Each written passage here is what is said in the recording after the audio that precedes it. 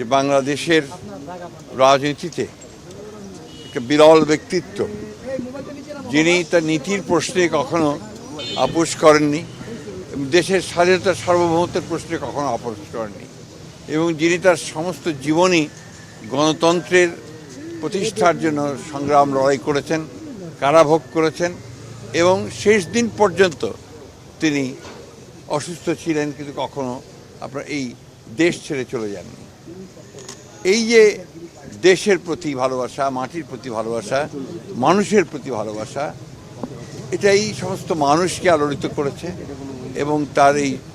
দেশের এই ক্রান্তি লগ্নে যখন তার অভিভাবকত্ব সবচেয়ে বেশি প্রয়োজন ছিল,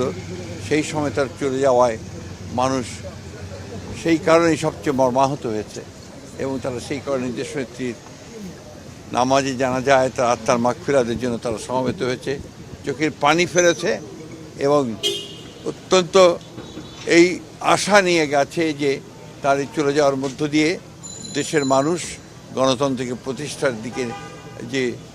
কর্তব্য পালন করা, সেই কর্তব্য তারা পালন করবে এবং আগামী নির্বাচনকে সুষ্ঠু, অবাধ, নিরপেক্ষ করে এই দেশের পক্ষে যে শক্তি আছে বাংলাদেশ জাতীয়তাবাদী দল, সেইটাকে তারা বিজয়ী করবে বলে আমি মনে করি। স্যার, মাননীয় ভারত চেয়ারম্যানের বাবা নেই, এবং সে সঙ্গে তারা যে বাংলাদেশের জাতীয় দর্শন আপনাদেরকে দিয়ে গেলেন, আপনাদের উপর দায়িত্বটা বেড়ে গেল। না, নিঃসন্দেহে আপনার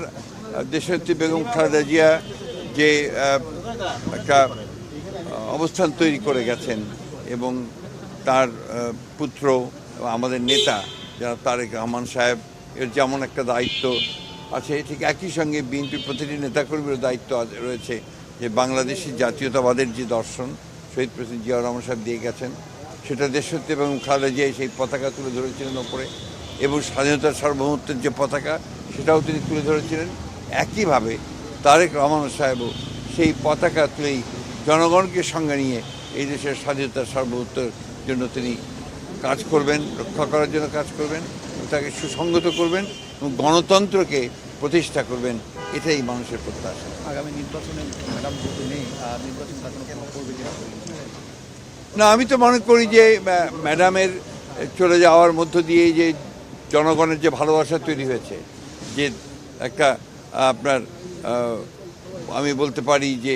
মানুষের মধ্যে ইমোশনস কাজ করছে, সেই ইমোশনসগুলো তো নিঃসন্দেহে বাংলাদেশ জাতীয়তাবাদী দলকে আরও বেশি শক্তিশালী করবে।